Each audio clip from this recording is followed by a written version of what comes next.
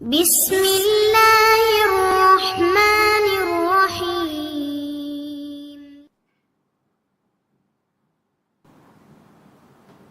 அஸ்ஸலாமு அலைக்கும் வரஹ்மத்துல்லாஹி வபரகாத்துஹு. அன்பிற்குரிய சகோதர சகோதரிகளே, நீங்களும் ஆலிம்கள் ஆகலாம் என்ற பாடத்தில் ஒவ்வொரு புதன் வியாழன் ஆகிய 2 நாட்கள் திருக்குர்ஆன் வசனத்தினுடைய நேரடி தமிழாக்கத்தையும் விளக்கத்தையும் பார்த்து வருகிறோம். இப்போ நம்ம 3வது அத்தியாயத்தில் 6 வசனங்களை பார்த்து முடித்திருக்கிறோம். 7வது வசனத்தில் உள்ள அர்த்தத்துக்கு செல்வதற்கு முன்னாடி அதனுடைய சாராம்சத்தை உங்களுக்கு சென்ற வாரம் விளக்கியிருக்கிறோம். அது மாத்திரம் இல்லாமல் உங்களுக்கு இந்த ஆலிம் குரு வாட்ஸ்அப் குரூப்பில் இந்த வசனம் சம்பந்தமாக செய்யப்பட்ட ஆய்வுகளை வீடியோக்களாக உங்களுக்கு ஏற்கனவே அனுப்பி அதை நீங்கள் பார்த்து வைத்து கொள்வது இந்த வசனத்தை எளிதாக விளங்குவதற்கு உதவும் என்று சொல்லியிருக்கிறோம். அதை நீங்கள் பார்த்துருப்பீங்க, ஆர்வமுள்ளவர்கள் பார்த்துருப்பீங்க. அதனால் இப்போ நம்ம வசனத்துக்கு அர்த்தத்தை செஞ்சாலே உங்களுக்கு பெருமளவுக்கு சந்தேகம் இல்லாமல் இது புரிஞ்சிடும். 3-7 வசனம் என்ன சொல்லுதுன்னு கேட்டால், ஹுவ அவன், ஹுவண்ட அவன் அர்த்தம், அல்லது அன்சல, அன்சல என்றால் இறக்கினான், அல்லது அன்சலனா இறக்கியவன், ஹுவ அவன், அல்லது அன்சல இறக்கியவன். எதை இறக்கியிருக்கிறான்? அழைக்க, உன் மீது இறக்கியிருக்கிறான், அல் கிதாப இந்த வேதத்தை அவன் உன் மீது இறக்கியிருக்கிறான். ஹுவல்லதி அன்சல் அலைக்கல் கிதாப அவன்தான் உன் மீது இந்த வேதத்தை அருளியிருக்கிறான். இதில் விளக்கம்லாம் தேவையில்லை, சாதாரணமாக அர்த்தம் செஞ்சாலேயே இதனுடைய விளக்கம் எளிதாக விளங்கி விடுகிறது. ஹூ அவன்தான், அல்லது அன்சல இறக்கியவன். அல்லது வந்துச்சுன்னா இந்த அன்சலங்கிற ஃபேலை அது இறக்கினான் என்பதை இறக்கியவன் என்று பெயர் சொல்ல மாற்றிடும். அது ஏற்கனவே அறிஞ்சிரு, மௌசூலுங்கிறத அறிஞ்சிருக்கிறோம். ஹூ அவன்தான், அல்லது அன்சல இறக்கியவன். யாருக்கு இறக்கிறான்னு? அலைக்க உமக்கு இறக்கியிருக்கிறான். அன்சலன்னு அலாண்டு வரும், உம்மீதுன்னு சொல்ல தேவையில்லை, உமக்கு இறக்கியிருக்கிறான். அல் கிதாப, கிதாபுன்னா வேதம், அல் கிதாபுனா இந்த வேதம்.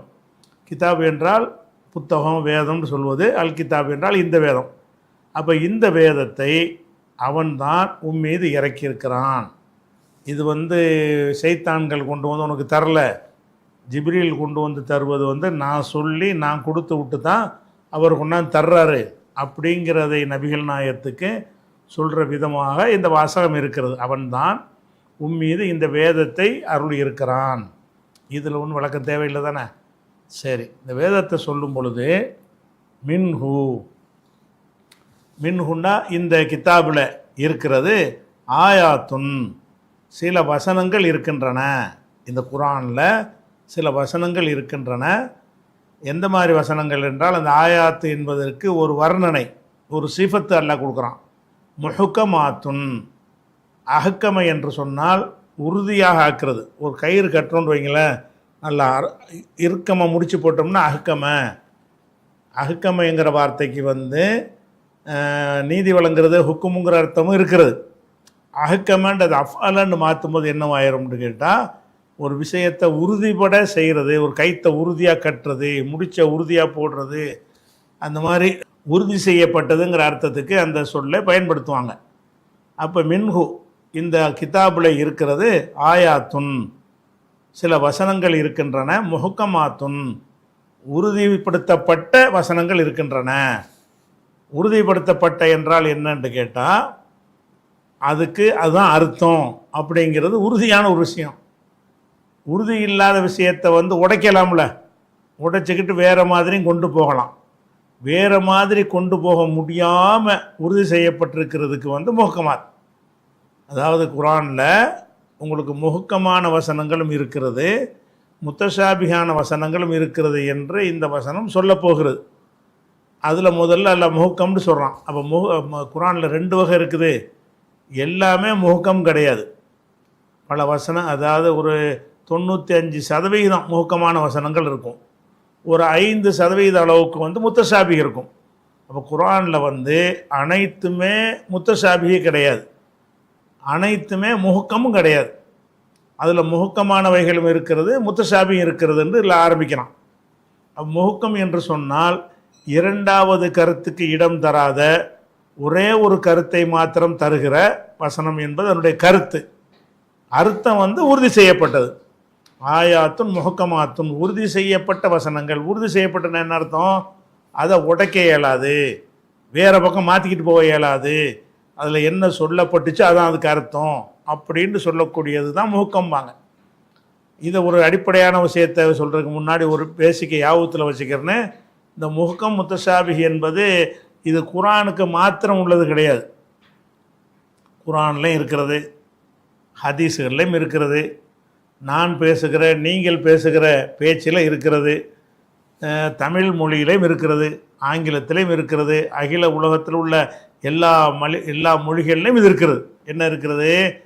ஒரு சொல்ல பேசுனாங்கன்னு சொன்னால் ரெண்டு அர்த்தத்துக்கு இடம் தராத பேச்சுக்களையும் பேசுவார்கள். ஒரு இலக்கியமாக என்ன செய்வாங்கன்னா ரெண்டு அர்த்தத்துக்கு இடம் தரக்கூடிய சொல்ல பேசுவாங்க. ஆனால் அது ஒரு அர்த்தத்துக்கு தான் சொல்லுவாங்க, ஆனால் அதுக்கு இன்னொரு அர்த்தமும் இருக்கும்.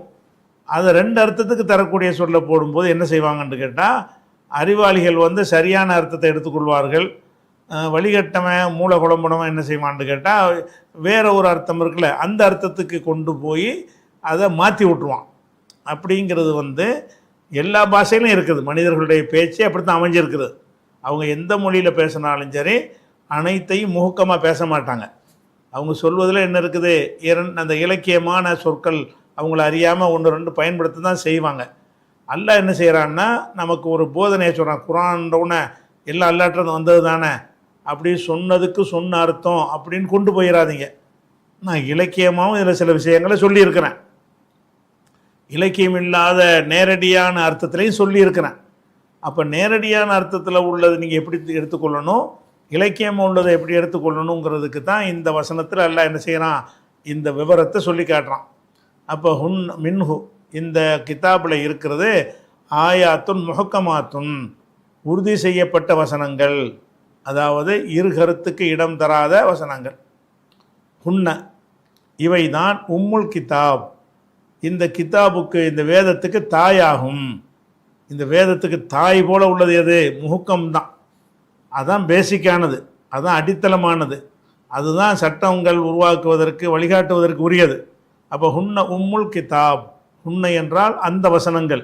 எந்த வசனங்கள்? எந்த வசனங்கள் முஹக்கமாக இருக்கிறது அந்த வசனங்கள் உம்முல் கிதாபி, இந்த கிதாபுடைய உம்மாக அம்மாவாக இருக்கிறது, தாயாக இருக்கிறது. தாய் எப்படி முக்கியமானதோ, தாய்ங்கிற வார்த்தை எதுக்கு செய்வாங்கன்னு கேட்டால் அடித்தளமாக இருக்கிறத வந்து முக்கியத்துவம் வாய்ந்த ஒன்றை வந்து தாயுமாங்க. எல்லாத்துக்கும் தாய் தானே, மனிதனுடைய பிறப்புக்கு தாய் தானே அடித்தளமாக இருக்கிறாங்க. அது மாதிரி வந்துக்கிட்டு என்ன செய்யலாம், அந்த வேதத்துக்கு தாய் எதுன்னு கேட்டால் முஹக்கமான வசனங்கள். சரி, இதில் ஒன்றும் பிரச்சனை இல்லையா? ஓ உஹரு, ஓ உஹருன்னா ஆயாத்துன் உஹரு, அதாவது ஆஹிர் என்பதற்கு வந்து உஹருங்கிறது ஜம்மு, ஆஹிருங்கிறது ஆஹிருங்கிறோம்ல, அது அதாவது அன்சர் என்பதற்கு நுசருன்னு ஜம்மு செய்கிறோம்ல, அக்பருக்கு குபருன்னு சொல்கிறோம்ல இஸ்மு தஃப்லீல், அந்த மாதிரி வந்து உஹரு என்கிற வார்த்தை வந்து ஜம்முல பயன்படுத்துவாங்க. அதாவது ஆஹர், ஆஹர்னா மற்றொன்று, உஹர்னா மற்றவைகள். உஹரு முத்தஷாபிஹாத்துன், அது ஆயாத்துன் உஹரு, மேலும் சில வசனங்கள் இருக்கின்றன. உஹருக்கு முன்னாடி ஆயாத்துன்னு வச்சுக்கிறேன், விளங்குறதுனால அல்லாஹ் சொல்லலை. உஹரு மற்றவை உள்ளன, மற்ற வசனங்களும் உள்ளன. அது எந்த மாதிரியான வசனங்கள் என்றால் முத்தஷாபிஹாத்துன், முத்தஷாபிஹாத்தான வசனங்களும் இருக்கின்றன. முத்தஷாபி என்றால் தஷாபக என்றால் ஒன்றை ஒன்று ஒத்ததாக இருக்கிறது, ஒன்றை போல இன்னொன்று இருக்கிறத வந்து முத்தஷாபிகிம்பாங்க. இந்த முத்தஷாபிகில வந்து என்ன வரும்னு கேட்டால், அதாவது ரெண்டு ஒரே மாதிரி ரெண்டு பொருள் வெவ்வேறு அர்த்தம் வெவ்வேறு தன்மை உடைய இரண்டு பொருள்கள் வந்து தோற்றத்தில் ஒரே மாதிரியாக இருக்குன்னு வைங்க. இப்போ சாத்துக்குடி இருக்குது, ஆரஞ்சு இருக்குன்னு வைங்க. அந்த ஆரஞ்சில் வந்து பச்சை கலர் ஆரஞ்சு இருந்துச்சின்னு சொன்னால் ரெண்டு ஒரே மாதிரியாக தான் இருக்குது. தோற்றத்தை பார்த்தோம்னா இதுவும் சாத்துக்குடி மாதிரி தான் இருக்குது, அதுவும் சாத்துக்குடி மாதிரி தான் இருக்குது, ஆனால் வேறு வேறு தானே. அப்போ வந்து ஒரு கன்ஃபியூஸ் பண்ணி விட்ரும். ஒரே மாதிரி இருந்துச்சுன்னு சொன்னால் என்ன ஆயிரும், நம்மளை வந்து குழப்பி விட்டு போயிடும். அந்த மாதிரி உள்ளது தான் முத்தசாபிகிமாங்க. உஹருன்னா ஆயாத்துன் உஹரு, மேலும் சில வசனங்களும் உள்ளன. முத்தசாபிகாத்துன், முத்தசாபிகாத்தான, முத்தசாபிகி என்றால் அதாவது அதாவது குழப்பத்தை ஏற்படுத்தக்கூடிய, குழப்பம்னு சொன்னால் கூட அது நல்ல வார்த்தையாக இருக்காது. முத்தசாபிகின்னா ஒன்றுக்கு ஒன்று ஒப்பானதாக இருக்கக்கூடியன்னு ஒரு அர்த்தம். அதனால் ஒரு தடுமாற்றத்தை ஏற்படுத்தக்கூடிய வசனங்களும் இருக்கின்றன. அதாவது இது வந்து வார்த்தையுடைய அர்த்தம். அது கருத்து என்னன்னு கேட்டால் இலக்கியமான வசனங்கள், நேரடி அர்த்தத்தில் சொல்லப்படாமல் அல்லாஹ்வுடைய, உதாரணத்துக்கு அல்லாஹ்வுடைய பாதையில் கொல்லப்பட்டவர்களை இறந்தவர்கள் என்று சொல்லாதீர்கள், உயிரோடு இருக்கிறார்கள் அப்படிங்கிறோம். இது ஒரு குழப்பம் ஏற்படுதா இல்லையா? இறந்துட்டாங்க நல்லா தெரியுது, உயிரோடு இருக்கிறாங்கன்னா எப்படி? அது இறந்தவர்கள்னால தான் கொண்டு அடக்கம் பண்ணியிருக்கிறோம். ஒரு ஆள் இறந்துட்டதுனால தான் அவர் கொண்டே கபிரிஸ்தானில் நம்ம நினைஞ்சிருக்கிறோம், அடக்கம் பண்ணியிருக்கிறோம். அல்லாஹ்வுடைய பாதையில் கொல்லப்பட்ட சஹாபாக்கள்லாம் கொல்லப்பட்டாங்கல்ல, அவங்கெல்லாம் வந்து இறந்தவர்கள் தான். ஆனால் அவங்கள இறந்தவர்னு சொல்லாதே உயிரோடு இருக்கிறாங்கன்னு அல்லாஹ் சொல்கிறான். அப்போ என்ன செய்கிறது? இதை பார்த்தோம்னா ஒரு முரண்பாடு மாதிரி தெரியுதில்ல, குழப்பத்தை ஏற்படுத்துதில்ல.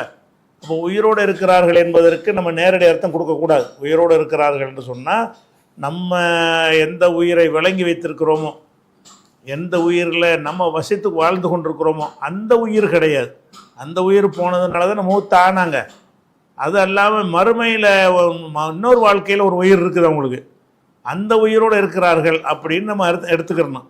ஆனால் இந்த வசனத்தை என்ன செய்வாங்கன்னு கேட்டால், செத்து போன ஆளுக்களை வணங்கக்கூடியவன் என்ன செய்வான்னு கேட்டால், உசுரோடு இருக்கிறார்கள்னா உசுரோடு தான் இருக்காங்கன்றான். உசுரோடு இருக்கிறார்கள்னு அதில் வாசகம் இருக்குது. அல்லாஹ்வுடைய பாதையில் கொல்லப்பட்டவங்களை இறந்தவங்கன்னு சொல்லாதீங்க, உசுரோடு இருக்கிறார்கள் அப்படின்னு சொல்லிட்டு, இப்போ அதுக்கு என்ன அர்த்தம் செய்கிறதுன்னு சொன்னால் நம்ம மூளையை கொண்டு சிந்திக்கணும். உயிரோடு தான் இல்லையே, நம்ம கண்ணுக்கே தெரிகிறது அவங்க உயிரோடு இல்லாமல் கொல்லப்பட்டு போயிட்டாங்க, அதனால தான் கொண்டு போய் குழி தோண்டி அவங்கள புதைச்சி அடக்கம் பண்ணினாங்க, நல்லா தெரியுதுல. அப்படி தெரியும் பொழுது அவங்க இறந்தாங்கங்கிறது கன்ஃபார்மாக கண்ணுக்கு தெரியுது. இறந்தாங்கன்னு தெரிகிற ஒரு ஆளை இறக்கலைன்னு சொன்னால், உயிரோடு இருக்கிறாள்னு சொன்னால் வேறு அர்த்தமாக தானே இருக்கேன். இறந்த ஒரு ஆளை வந்து இறக்கலைன்னு நீங்கள் சொல்வீர்களே, ஆனால் இறந்து போனது கன்ஃபார்மாக டாக்டர்னா சர்டிஃபிகேட் கொடுத்துட்டாரு இறந்துட்டாருன்னு, ஆனாலும் உயிரோடு இருக்கிறார்கள் அப்படின்னு சொன்னால் அந்த உயிருக்கு நேரடி அர்த்தம் கொடுக்க இயலுமா? அதை கொடுத்தேன்னா இது மறுக்கப்படும், இதை கொடுத்து அது மறுக்கப்படும். அப்போ உயிரோடு இருந்தால் எது கொண்டு அடக்கம் பண்ண? எதுக்கு அவருடைய சொத்துக்கள்லாம் வாரிசெல்லாம் பிரிச்சுக்கிட்டீங்க? உயிரோடு இருந்தால் அவர் கொண்டாட்டியை வேற கல்யாணம் பண்ணிட்டு போனாங்க. அப்போ இறந்துட்டார்னு நல்லா தெரியுது. ஒரு ஆள் அல்லாஹ்வுடைய பாதையில் கொல்லப்பட்டார்னு சொன்னால் அவர் இறந்து விட்டார் என்பது தான் நம்ம கண்ணுக்கு தெரியக்கூடிய ஒரு உண்மை. ஆனால் அவர்களை வந்து உலா தக்கூலு லிமை யுக்குத்தல் ஃபீ சபீலில்லாஹி அம்வாத்துன், அல்லாவின் பாதையில் கொல்லப்பட்டவர்களை மூத்தாக்கள் என்று சொல்லாதீர்கள், பல் அஹ்யாவுன், மாறாக உசுரோடு இருக்கிறார்கள். இந்த உசுரோடு இருக்கிறார்கள்ங்கிறது கன்ஃபியூஸ் பண்ணுதா இல்லையா? அவங்கள என்ன கன்ஃபியூஸ் பண்ணுது? இறந்துட்டார்கள்னு சொல்லிவிட்டு அப்புறம் அவங்க உசுரோடு இருக்கிறார்கள்னு கன்ஃபியூஸ் பண்ணும்ல. அப்போ இறந்து போன ஒரு ஆளை பற்றி உசுரோடு உள்ளவர்னு சொன்னால் குழப்பம் வருமா? இல்லை, என்னையை பார்த்து உசுரோடு இருக்கிற என்னையை பார்த்து உசுரோடு இருக்கிறான் என்று சொன்னால் உங்களுக்கு குழப்பம் வராது. உசுரோடு இருக்கிற யாரை பற்றியாவது இந்த வார்த்தையை பயன்படுத்தினால் குழப்பம் வராது. செத்து போன ஆளை போய் உயிரோடு இருக்கிறான்னு சொன்னால் குழப்பம் வருமா இல்லையா? அப்போ தான் என்ன பண்ணால் இது ரெண்டு அர்த்தம். உயிரோடு இருக்கிறார்கள் என்ற வார்த்தை வந்து அவங்க புகழோடு இருக்கிறாங்க, செல்வாக்கோடு இருக்கிறாங்க, மக்களால் போற்றப்படுறாங்க அப்படிங்கிறதுக்கும் இந்த வார்த்தையை பயன்படுத்துவார்கள், உயிரோடு உள்ளவர்கள்னு சொல்லி. அதே மாதிரி திருவள்ளுவர் இன்றைக்கும் வாழ்ந்து கொண்டிருக்கிறாருமாங்க. எங்கேப்பா வாழ்ந்து கொண்டு, அவர் தான் இறந்து போயிட்டாரப்பான்னு கேட்டால் அந்த குரல் வச்சிருக்கிறோம்ல, அவருடைய குரலை எல்லோரும் படிக்கிறாங்கல்ல, அவர் இருந்து சொல்லித்தர்ற மாதிரி தானே இருக்கிறாரு, அவருடைய குரல் மூலம் வாழ்ந்து கொண்டிருக்கிறாருன்னு சொல்லுவாங்க. திருக்குறள் மூலம் வாழ்கிறாருமாங்க. அப்போ வாழ்கிறாருங்கிறதுக்கு என்ன அர்த்தம்னு கேட்டால், நம்ம எந்த வாழ்கிறது நம்ம வாழ்ந்து கொண்டிருக்கிறோமோ அந்த வாழ்கிற அர்த்தத்தில் அவர் வாழவில்லை. எத்தனையோ தலைவர்கள் இன்றும் வாழ்ந்து கொண்டிருக்கிறார்கள்ங்கிறோம்ல, அப்படின்னா என்ன அர்த்தம்னா அவங்களுடைய போதனைகளை பின்பற்றக்கூடிய மக்கள் அல்லது மதிக்கக்கூடிய மக்கள், ஏற்றுக்கொள்ளக்கூடிய மக்கள் இருக்கிறார்கள் என்ற ஒரு அர்த்தம் அது கொடுக்குறோம்ல. இதில் கொடுத்துருவாங்க. நம்ம மார்க் அடிப்படையில் என்ன கொடுக்கணும்னு கேட்டால், இந்த உலகத்துக்கு பிறகு இன்னொரு உலகம் இருக்குது, அந்த உலகத்தில் வேறு உயிர் வந்துடும்.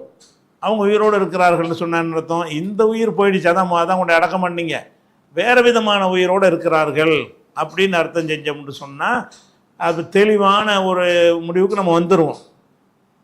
கபூரில் போய் செத்து போனாலும் கூப்பிட மாட்டோம். ஏன் கூப்பிட மாட்டோம்? செத்துட்டார, உயிரோடு அங்கே இருக்கார். நமக்கு என்ன பதில் இருக்குது? உயிரோடு அங்கே இருக்கார், சொர்க்கத்தில் உயிரோடு இருக்கிறார், கபூரில் உயிரோடு இருக்கிறார், இங்கே உயிரோடு இல்லை. அப்போ இங்கே துன்யாவில் உயிரோடு இல்லை, ஆகிரத்தில் உயிரோடு இருக்கிறார் அப்படின்னு மாற்றினோம்னா, நேரான பார்வை உள்ளவர்கள் அப்படி மாற்றினாங்கன்னா முரண்பாடு இல்லாமல் அதையும் நம்ப மாதிரி இதையும் நம்புகிற மாதிரி அமைஞ்சிரும். ஆனால் இந்த குழப்பத்தை விளைவிக்கிறவன் அதாவது குறைவான மதி உடையவன் என்ன பண்ணுவான்னு கேட்டால், உயிரோடு இருக்கிறாருன்னா உயிரோடு தான் இருக்கிறாங்க, நான் ஒரு ஆண்டவரே நம்ம கூப்பிடலாம், என்கிட்ட உசுரோடு தான் இருக்கிறாரு அப்படிம்பாங்க. அப்போ இறந்து போனதுக்கு என்ன பார்த்தேன்? இறந்துட்டா அப்போ ஏன் போய் அடக்கம் பண்ணீங்க? உசுரோடு உள்ள ஆளுக்கு பெரிய கிரிமினல் குற்றம் உள்ள எந்த ஒரு காலத்துலையும் அதே செஞ்சீங்க உசுரோடு உள்ள ஆளை.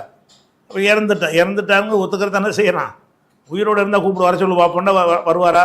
உயிரோடு தானே இருக்கார். உயிரோடு உள்ளவன் இப்போ நம்ம கூப்பிட்டா என்ன செய்ய வருவான்ல, என்னென்னு கேட்பான்ல, தேவையை முறையிட்டால் அவன் காதில் வாங்குவானா இல்லையா? அது ஒன்றுமே தெரியலையே. அவன் இறந்துட்டு இப்போ இறந்தாரு தானே. இப்போ எல்லாம் உயிரோடு இருக்காருன்னு சொன்ன பிறகும் கூட அந்த கொல்லப்பட்டவங்க இறந்த மாதிரி தானே நம்மளை பொறுத்த வரைக்கும் இருக்கிறாங்க. நம்மளோட இந்த கான்டாக்ட் வச்சுக்கிற மாட்டாங்களே. ஆனால் என்ன இருக்குது? உயிரோடு இருக்கத்தான் செய்கிறாங்க. அப்போ என்ன அர்த்தம்? இதான் முத்தஷாபிகை என்று சொன்னால் அது நேரடியான அர்த்தத்தை கொடுக்க முடியாத சொற்களாக இருக்கும். நேரடியான அர்த்தத்தை கொடுத்தீங்கன்னு சொன்னால் அதில் உங்களை வழிகேட்ட உடனே தள்ளிடும். நேரடியான அர்த்தம் கொடுக்காம இது உயிரோடு உள்ளவர்களுங்கிறது அகராதியில் அந்த அர்த்தம் இருந்தாலும் நம்ம அந்த அர்த்தம் கொடுக்கக்கூடாது. ஏன்னு கேட்டால் இறந்தது நல்ல பளிச்சுன்னு தெரியுதே, நடைமுறையில் பார்க்குறமே, அவர் ஊருக்கு துன்யாவுக்கு வரமாட்டேங்கிறார, அதனால் அவர் இறந்தாருங்கிறது தான் கன்ஃபார்மான ஒரு விஷயம். அப்போ உயிரோடு இருக்கிறது பொய்யான்னு அதுவும் கன்ஃபார்மான விஷயந்தான். அது ஆகிரத்தில். இந்த துன்யாவை பொறுத்த வரைக்கும் இறந்து விட்டார்கள், இந்த துன்யாவுக்கு அப்பால் உள்ள வாழ்க்கையில் அவங்க ஹயாத்தோடு இருக்கிறார்கள் அப்படி பொருள் கொண்டோம்னு சொன்னால் இது நேரிய பார்வை உள்ளவன் இப்படி விளங்குவான். அவனுக்கு முத்தஷாபிகை அவனை வழிகெடுக்காது, முகக்கமும் அவனை வழிகெடுக்காது. முத்தஷாபிகை கொஞ்சம் கூர்மையான புத்தியோடு பார்த்தான்னு சொன்னால் அதுலேயும் கரெக்டான அர்த்தத்துக்கு போயிடுவான் அவன். முத்தஷாபிகையில் வேறு மாதிரி அர்த்தம் கொள்ள இடம் தந்தான இது கொள்ள முடியாதுல்ல, இப்படி கொண்ட பேசிக்கே மாறுத, இஸ்லாமிய அடிப்படைக்கே மாற்றமாக வருதுன்னு என்ன செய்வான்? கரெக்டாக அவன் புரிஞ்சிக்கிடுவான். இதுதான் முத்தஷாபிங்கிறது. அப்போ என்னன்னு கேட்டால் உஹரு ஆயாத்துன் உஹரு, அதாவது ஆஹர் என்பதற்கு ஜம்மு உஹர். ஆஹர் என்று சொன்னால் அஹருன்னு இஸ்ம் தம்லீல் இருக்குல்ல, அதுக்கு என்னென்று வரும்னு கேட்டால் உஹருண்டு ஜம்மு வரும், அக்பருக்கு குபருண்டு வரும், அன்சருக்கு நுசருண்டு வரும். உங்கள் இஸ்ம் தம்லீல் பாடத்தில் நடத்தியாச்சு. அப்போ உஹர் என்று சொன்னால் ஆஹர் என்பதனுடைய ஜம்மு உஹர். உஹரு மற்றவைகளும் உள்ளன, மற்றவை என்ன? மற்ற வசனங்கள். அதனால் என்ன செய்யணும்னா ஆயாத்துன் உஹரு, மற்றும் வசனங்கள் உள்ளன, அது முத்தஷாபிகாத்துன் இரு பொருள் தரக்கூடியன்னு வச்சுக்கிறங்க. அதுக்கு முத்தஷாபிகாத்தை என்ன வச்சுக்கிறோம்னு கேட்டால் இரு பொருள் தரக்கூடிய மற்ற வசனங்களும் உள்ளன. ஒரு பொருள் தரக்கூடிய முகமும் இருக்கின்றன, இரு பொருள் தரக்கூடிய முத்தஷாபிகும் இந்த குரானில் இருக்கிறது. அது என்ன குரானில் மட்டும் இருக்குன்னு விளங்கிற கூடாது. குரானில் இருக்குது, உங்கள் பேச்சு என் பேச்சில் தான் இருக்குது, சரியா? அதை வச்சுக்க ஞாபகம் வச்சுக்கிறணும். அடுத்தெல்லாம் என்ன செய்கிறான்னு கேட்டால் அம்மல்லதீன ஃபீ குலூபிஹிம், எவருடைய உள்ளங்களில் ஜேகுன் வழிகேடு இருக்கிறதோ, எவருடைய உள்ளங்களில் வழிகேடு மிகைத்திருக்கிறதோ அவர்கள் எத்தபியூன, அவர்கள் பின்தொடர்வார்கள், மா தஷாபஹ மின்ஹு, அதில் எது இரு அர்த்தம் தரக்கூடியதாக இருக்கிறதோ அதை போய் பின்பற்றுவார்கள். பின்பற்றலாம், இரு கருத்து தரக்கூடியதையும் பின்பற்றலாம். எப்படி பின்பற்றலாம்னு சொன்னால் எது சரியான கருத்து என்பதை ஆய்வு செஞ்சு இது இந்த உயிரோடு உள்ளவர் என்பதற்கு அந்த அர்த்தம் கிடையாது, உயிரோடு தான் இருக்கிறாங்க, ஆகிரத்தில் மறுமையிலன்னு அர்த்தம் செஞ்சிருவாங்க. இவன் என்ன செய்வான்? இந்த உலகத்தில் தான் உயிரோடு இருக்காங்கன்னு சொல்லி ஷிர்க்குக்கு போயிடுவான். இப்போ ஈசா நபி அல்லாவுடைய ரூஹுண்டு அல்லா சொல்கிறான். ரூஹுன்னு என்ன செய்வாங்க? அல்லாவுடைய மகான்றாங்க. ரூஹுன்னா அல்லாவால் தகப்பன் இல்லாமல் அவர் பிறந்ததுனால ரூஹுல்லா, அல்லாவுடைய ரூஹு, அல்லாவால் ஊதப்பட்டவர்னு அர்த்தமே தவிர அல்லாவுக்கு பிறந்தவர்னு அர்த்தம் கிடையாதுன்னு அறிவுள்ளவங்க விளங்கிக்கிடுவாங்க. அறிவு கட்டவன் என்ன விளங்கிக்கிடுவான்? அல்லாவுடைய புள்ளன்னு விளங்கிக்கிடுவான். ஈசா நபி அல்லாஹ்வுடைய பிள்ளைன்னு சொல்வதெல்லாம் இந்த மாதிரியான வாசகங்கள் அவங்க வேதங்களில் பார்த்து தான் அப்படி வழிகட்டு போனாங்க. அப்போ குரானில் அந்த மாதிரி இருக்குங்கிறான்ல. குரானில் என்ன இருக்குது? முஹக்கம் இருக்குது, முத்தஷாபி இருக்கிறது. ஆனால் அம்மல்லதீன ஃபீ குலூபிஹிம் ஸைகுன், யாருடைய உள்ளங்களில் வந்து சருகுதல் இருக்கிறதோ அந்த அந்த மாதிரியான ஆட்க வந்து இப்போ எத்தபியூன அவங்க பின்தொடர்வார்கள் மா தஷாபஹ மின்ஹு, இந்த கிதாபில் இந்த குரானில் எது இருபொருள் தரக்கூடியதாக இருக்கிறதோ அந்த ஒன்றை அவர்கள் ஃபாலோ பண்ணுவார்கள். எதுக்கு பண்ணுவாங்கன்ற இரு பொருள் தரக்கூடியதை ஃபாலோ பண்ணலாம். எந்த பொருளை ஃபாலோ பண்ணினால் வழிகெடுக்காது அந்த பொருளை ஃபாலோ பண்ணணும். எந்த பொருளை கொடுத்தா வழிகெடுக்குமோ அதை ஃபாலோ பண்ணக்கூடாது. இவங்க என்ன பண்ணுவாங்கன்னா இபுத்திகா அல் ஃபித்னத்தி, ஒரு ஃபித்னாவை ஒரு குழப்பத்தை நாடியவர்களாக அந்த முத்தஷாபியை பின்பற்றுகிறார்கள். முத்தஷாபிகை நம்ம பின்பற்றலாம். நம்மளும் இப்போ அல்லாஹ்வுடைய பாதையில் கொல்லப்பட்டவங்க மறுமையில் உயிரோடு இருக்காங்கன்னு சொல்லலாம் தானே, அது நம்மளோட வழிகேட்டில் தள்ளாத. ஆனால் இம்மையில் உயிரோடு இருக்காங்கன்னு சொன்னால் வழிகேட்டில் தள்ளிடும். அப்போ அவன் என்ன செய்கிறான்னு கேட்டால், யாருடைய உள்ளத்தில் வழிகேடு இருக்கிறதோ, யாருடைய உள்ளத்தில் சருகுதல் இருக்கிறதோ அவன் என்ன செய்கிறான்னு கேட்டால் எத்தபியூன அவன் பின்பற்றுகிறார்கள் மாண்ட அல்லதி ஒன்றை பின்பற்றுகிறார்கள் தஷாபக மின்ஹு, அந்த வேதத்தில் எது தஷாபக இரு பொருள் உடையதாக இருக்கிறதோ அதனை பின்பற்றுகிறார்கள். வழிகட்டவர்கள் முத்தஷாபிகை கையில் ஆதாரத்துக்கு எடுத்துக்கிடுவாங்க. இந்த கபர் வணங்கி மதுகபுக்காரன் எல்லாரும் எடுத்துக்கிட்டீங்கன்னு சொன்னால் அதுக்கு அவன் காட்டுற ஆதாரம் பூரா என்னவா இருக்கும்னா முத்தஷாபியாக இருக்கும். முகக்கமான வசனங்கள் தெல்ல தெளிவாக சொல்லிப்படும். லா இலாஹ இல்லல்லாஹ்வுல எல்லாம் அடங்கிருச்சு, அல்லாஹ் தவிர யாரும் இல்லைங்கிறத. எப்படியாவது பல தெய்வத்தை கொண்டாந்து நிப்பாட்டணும்னு நினைக்கிறவங்களாம் எதை காட்டுவான்னு கேட்டால் அந்த மாதிரி முத்தஷாபியை எடுப்பான். உதாரணமாக சொல்வதாக இருந்தால் உங்களுக்கு முத்தஷாபியை புரிஞ்சுக்கிறதுக்கு இன்னொரு செய்தியை கூட நம்ம சொல்லலாம். என்ன சொல்லலாம்? அதாவது அல்லாஹ் யார் எனக்காக வேண்டி நஃபிலான வணக்கங்களை கொண்டு நெருங்குகிறாரோ, இது ஒரு ஹதீஸ், நெருங்குகிறாரோ அவருடைய கையாக நான் ஆகிவிடுவேன், அவருடைய காலாக ஆகிவிடுவேன் அப்படின்னு அல்லாஹ் என்ன செய்கிறான்? ஹதீஸை குதுசியில் சொன்னதாக ஒரு ஹதீஸ் நீங்கள் பார்ப்பீங்க. அப்போ யார் வந்து அல்லாஹ்வுக்காக தங்களை அர்ப்பணிக்கிறாங்களோ அவங்க கையாக அல்லாஹ் ஆயிடுவானாம். இந்த கை நம்ம கை கிடையாது, அல்லாஹ்வுடைய கை. அவங்க காலாக வந்து நான் ஆகிவிடுவேன் அப்படின்னு அல்லாஹ் சொல்கிறான்னு சொன்னால் அது நேரடி அர்த்தத்தின்படி பார்த்தீங்கன்னா அல்லாஹ் இப்போ என் கை வந்து அல்லாஹ்வுடைய கையாக போயிடுது. இப்போ அவுடியா மகான்னு சொல்கிறவங்கலாம் அவங்க கை கிடையாது, அவங்க கை வந்து அல்லாஹ்வுடைய கை, அல்லாவே கையாயிடுறான்ல. அப்போ குன்து சமாஹுல்லதி யஸ்மாவு பிஹி, அவன் கேட்கின்ற செவியாக நான் ஆகிவிடுவேன். ஓ பசரஹுல்லதி யுபுசிறு பிஹி, அவன் பார்க்கின்ற பார்வையாக கண்ணாக நான் வந்து மாறிவிடுவேன். ஓ எதவுள்ளத்தி எப்திஷிபிஹி, அவன் பிடிக்கின்ற கையாக நான் ஆகிவிடுவேன். ஓ ரிஜிலகுல்லத்தி எம்ஷிபிஹி, அவன் நடக்கின்ற காலாகவும் நானே ஆகிவிடுவேன். யார் எனக்காக வேண்டி நஃபிலான வணக்கங்களை அதிகமாக செய்து நெருங்கி விட்டாரோ அவரை பொறுத்த வரைக்கும் அவருடைய கையாக நான் ஆயிடுவேன், அவருடைய காலாக நான் ஆயிடுவேன், அவருடைய கண்ணை ஆயிடுவேன், அவருடைய பார்வை ஆயிடுவேன்னு சொன்னால் அப்போ வந்து நேரடி அர்த்தம் கொடுத்தீங்கன்னு சொன்னால் அதிகமான வணக்க வழிபாடு செய்கிறவங்களுடைய கண்ணு வந்து அவங்க கண்ணு இல்லை, அல்லாஹ்வுடைய கண்ணு. அப்படி எவனுக்காவது ஆக முடியுமா? எவனா ஆகியிருக்கிறானா? அந்த கண்ணை கொண்டு எந்த தடையும் இல்லாமல் ஒன்றை அல்லாஹ்வுடைய கண்ணுண்டு அதானே. அல்லாஹ் வந்து அரிசிக்கு மேலே இருந்து கொண்டு அண்ட சராசரத்துக்கு மேலே இருந்து கொண்டு எல்லாத்தையும் இன்றைக்கி நான் உட்காந்து பேசுகிறத பார்க்குறான், நீங்கள் கேட்குறத எல்லாம் பார்த்துட்ருக்கானே. அப்படி எவனாவது பார்த்துருக்குறானா? நபிமார்களாச்சும் பார்த்தாங்களா? அப்போ ஆகலை.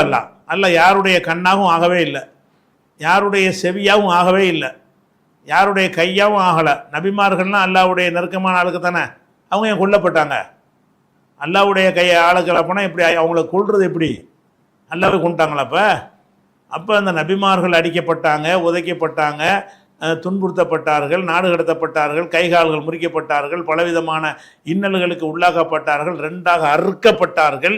இப்படியெல்லாம் யார் யார் ஆயிருக்கா? இறை நேசர்களில் மிகச்சிறந்த இறை நேசர்களாகிய நபிமார்கள் ஆகியிருக்கிறாங்க. அப்போ இந்த ஹதீஸுக்கு நேரடி அர்த்தம் கொடுத்தீங்கன்னு சொன்னால் நபிமார்களை ஒருத்தன் கொலை செஞ்சிட்டான்னா அல்லாவை கொலை செஞ்சிட்டான்னு அர்த்தமா? அவர் தான் நல்லா வைட்டார்ல. அவர் கையை வெட்டினா அல்லாவுடைய கை வெட்டியாச்சுன்னு அர்த்தமா? அவர் காலை வெட்டினா அல்லாவுடைய காலம் வெட்டியாச்சுன்னு அர்த்தம் வருமா? அந்த சொல்லுக்கு அர்த்தம் அப்படி தான் வரும். அந்த சொல்லை நேரடியாக பார்த்தீங்கன்னா அப்படி தான் வரும்.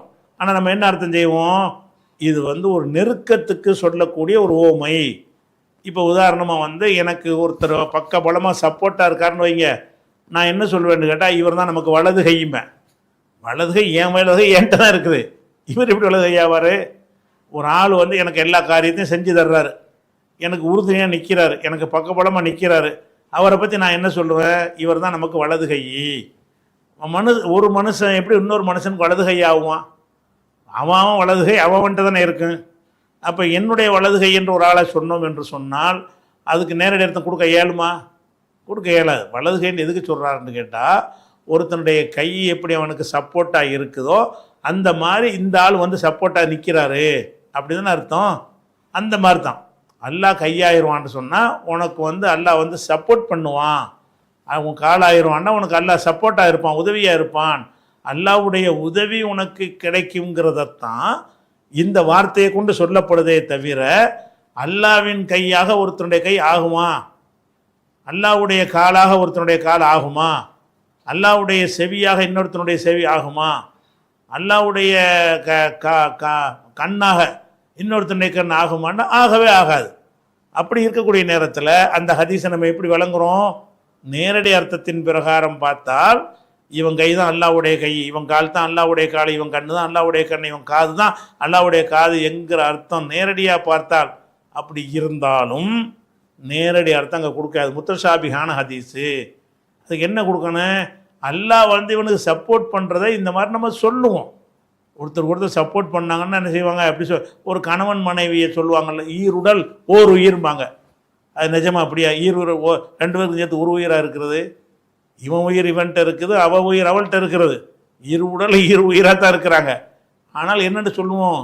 ஈருடலும் ஓர் உயிருமா இருக்கிறார்கள். ரெண்டு பேரும் ஒரு உயிரில் இயங்கினால் எப்படி ஒரே மாதிரி சிந்திப்பாங்களோ அப்படி சிந்திக்கிறாங்க. அவ்வளோ நெருக்கமாக இருக்கிறாங்க. இவன் நினைக்கிறதே அவன் நினைக்கிறா, அவன் நினைக்கிறதே இவன் நினைக்கிறான். அப்படிங்கிறதுனால ஒரு உயிர் தான் ரெண்டு பேரையும் சேர்த்து இயக்குதுங்கிற அர்த்தத்தில் அந்த நெருக்க காற்ற அதிக நெருக்கம் உள்ளவர்கள் அர்த்தம் செய்யணுமே தவிர ஈருடல் ஓர் உயிருங்கிறதுக்கு நேரடி அர்த்தம் கொடுக்க இயலுமா? கொடுக்க முடியாது.